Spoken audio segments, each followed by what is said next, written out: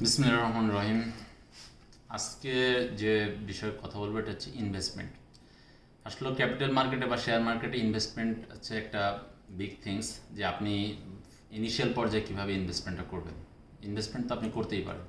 So অন্যান্য ক্ষেত্রে যে আপনি যেভাবে ইনভেস্টমেন্ট করে থাকেন, যে একটা ছোটো বিজনেসের ক্ষেত্রে আপনি সর্বপ্রথম যেভাবে অল্প পরিসর ইনভেস্টমেন্টটা করে থাকেন, এই ক্ষেত্রেও বলবো যে আপনি অল্প ইনভেস্টমেন্ট করেন। আপনার সামর্থ্য অনুযায়ী 20,000 বা 30,000 বা 50,000 বা 1,00,000 টাকা আপনি ইনভেস্টমেন্ট করে থাকেন। হোয়াটএভার, আপনি ইনভেস্টমেন্টের পর আপনি কোন শেয়ার বা কী চুজ করবেন ইনিশিয়াল পর্যায়ে, এই বিষয়টা আজকে কথা বলবো। ইনিশিয়াল পর্যায়ে আমার পরামর্শ হচ্ছে যে আপনি অবশ্যই, যেমন আমরা শেয়ার মার্কেটে একটা কথা আছে যে এক ঝুড়িতে সকল ডিম নয়। সো সেই ক্ষেত্রে আপনি একটা সেক্টরে বা একটা শেয়ারে সম্পূর্ণ ইনভেস্টমেন্টটা করলে বোকামি হয়ে যাবে। আপনি যেটা করবেন যে আপনি কিছু ফার্মাসিউটিক্যাল সেক্টরে ইনভেস্টমেন্ট করতে পারেন, কিছু টেক্সটাইল সেক্টরে ইনভেস্টমেন্ট করতে পারেন, কিছু অয়েল সেক্টরে ইনভেস্টমেন্ট করতে পারেন। আপনি লার্নিং পজিশনে যখন আসবেন সেক্ষেত্রে আপনি অল্প অল্প অল্প করে ইনভেস্টমেন্টটা করবেন।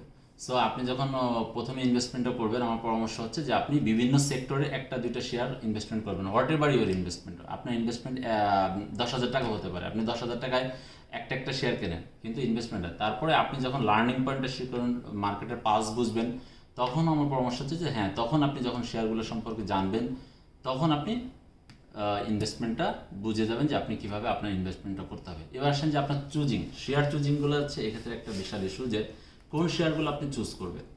আমার পরামর্শ হচ্ছে অলওয়েজ ফান্ডামেন্টাল এবং আপনি ডিভিডেন্ড ইয়েল্ড শেয়ারগুলো আপনি দেখেন রাইট নাও, যদি বর্তমান পারসেপশনে যদি কথা বলি, যে বর্তমান শেয়ার মার্কেটটা কিন্তু একটু আপ ট্রেন্ডে আছে। তাই আপ ট্রেন্ডেই কিন্তু সবাই ভুল করে। আপ ট্রেন্ডে কী করে, যে যখন বাজে সিকিউরিটিসগুলো সে তার পোর্টফোলিওতে বুক করে, তখন হয় কি যে যখন মার্কেট ডাউন ট্রেন্ডে চলে আসে, তখন দেখবেন যে মার্কেটটা কী করে ডাউন ট্রেন্ডে চলে আসার সঙ্গে সঙ্গে তখন তো ওনার ডিভিডেন্ড ইয়েল্ডটা থাকে না। বাট আপনি যখন একটা আপ ট্রেন্ডে একটা ভালো শেয়ার আপনি যখন গেইন করবেন, তখন কিন্তু একটা বিষয় হচ্ছে যে আপ ট্রেন্ডে আপনি ভালো শেয়ার গেইন করলে, তখন যখন মার্কেট ডাউন ট্রেন্ডে চলে যাবে, তখন কিন্তু আপনার ডিভিডেন্ডটা আপনি পাচ্ছেন।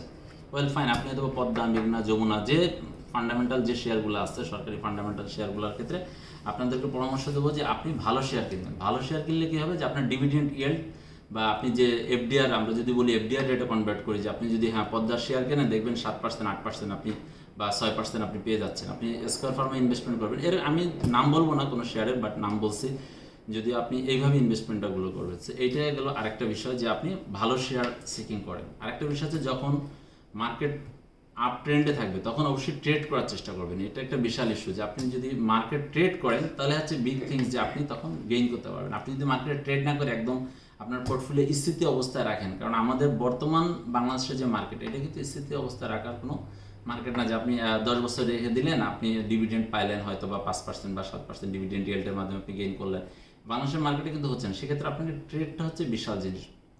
সো আপনি ট্রেডও করবেন। এটা হচ্ছে নতুন বিনিয়োগকারীদের জন্য পরামর্শ, যে আপনি ইনভেস্টমেন্টটা একটা জায়গায় না করে ডিফারেন্ট ওয়েতে ইনভেস্টমেন্ট করুন, এবং আপনি ভালো শেয়ার চুজিংয়ের ক্ষেত্রে ভালো শেয়ার চুজ করুন, এবং ভালো শেয়ার চুজ করে আপনি ইনভেস্টমেন্টটা করুন। Thank you.